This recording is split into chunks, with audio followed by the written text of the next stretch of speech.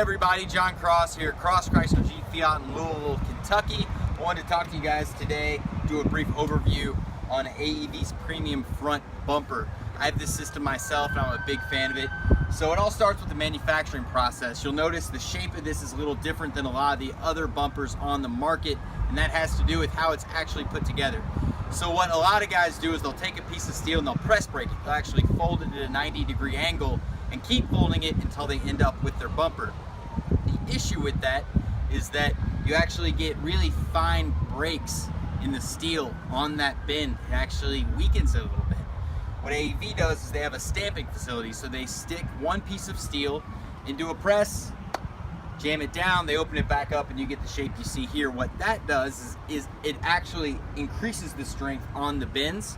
Now, you can make a bumper that's press brake strong, but it requires one of two things. You're either gonna have to use a thicker gauge of steel, or you're gonna have to brace it in the back, which is what a lot of manufacturers do. The issue with that is gonna be weight. A comparable bumper in size and strength to this that's press braked to be formed is gonna be about 25 to 30 pounds more. Weight's a big deal when you're looking at the components you put on your Jeep. You all should be thinking about it. Two big things really. One is off-road. The heavier you are, the more you sink down into the mud. That's not desirable.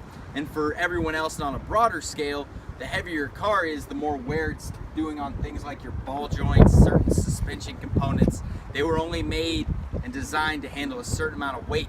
So the heavier and heavier you make your car with upgrades, the quicker you're gonna burn through those. The next thing I wanted to talk about was their coating process. So it's actually a 3-stage coat. The first being a zinc bath. What the zinc is gonna do is keep the rust from spreading if you do get any damage to your bumper. So any chips or scratches, it'll obviously rust where that bare metal is, but it won't spread, which is how metal normally responds unless it's treated with zinc. The second coat is actually a prep for the powder coat, which goes on next. That's the third coat. For you all that don't know, powder coat is exactly what it sounds like. It's a powder that is bonded to the metal and then baked on. It is significantly harder than paint. You're gonna find powder coating in most of your premium off-road Jeep products because as you get little scratches and stuff, it's not gonna affect this bumper where a painted one would probably get a little damage to it. Moving on to a couple different things would be the bull bar. It's a thing AEV does a little different than everyone else as well. Usually these are just welded onto the top of the bumper. The issue there being if you get into an accident, sometimes those will snap off and then you end up with a flying metal object in the middle of a crash. Obviously not what you're looking to do. This is welded at the top, but it also drops 3 inches down below here and is braced underneath as well. This isn't going anywhere. It's very, very, very solid.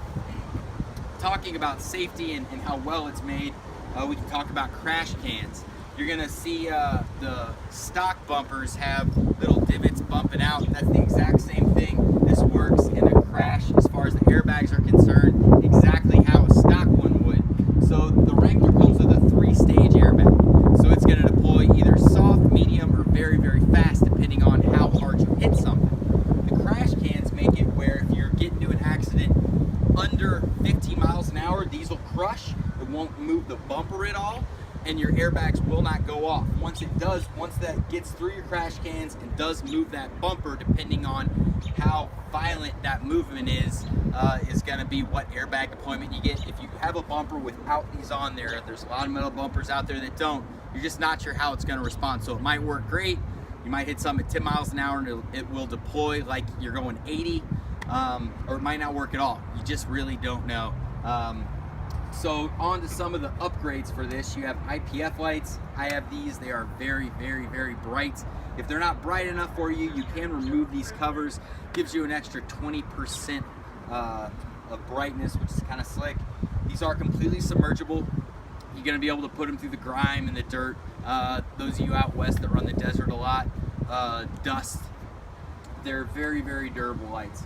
And I get a question a lot about light bars and why I don't have them on my Jeep and AEV doesn't use them.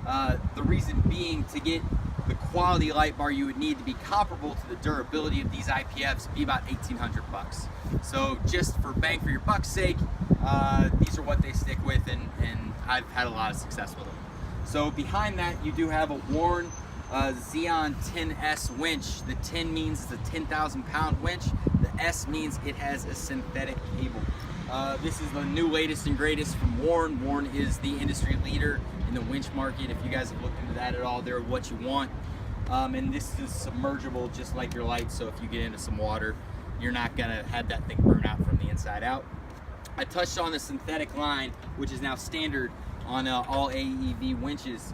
Synthetic is significantly better than that steel cable, guys, not only because it's easier to work with and handle, it's actually safer as well. So what happens with steel cable is under load, it actually retains kinetic energy, and if it snaps, and it does snap, it usually happens actually at the hook, you have all that cable flying back, potentially hitting you or the car, and people have been injured doing that. So ropes, on top of being easier to use and stronger than cable, are considerably safer because they don't store that kinetic energy.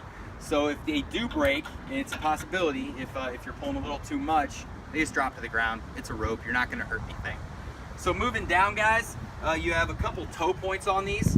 So these have 2 holes in them each. The larger hole is designed to be your toe point. So that's gonna be either a D-ring, or like it has on this side, you do have a tow hook there for towing purposes. The little hole is for you guys with RVs that are looking to flat tow these, or trucks that want to flat tow these.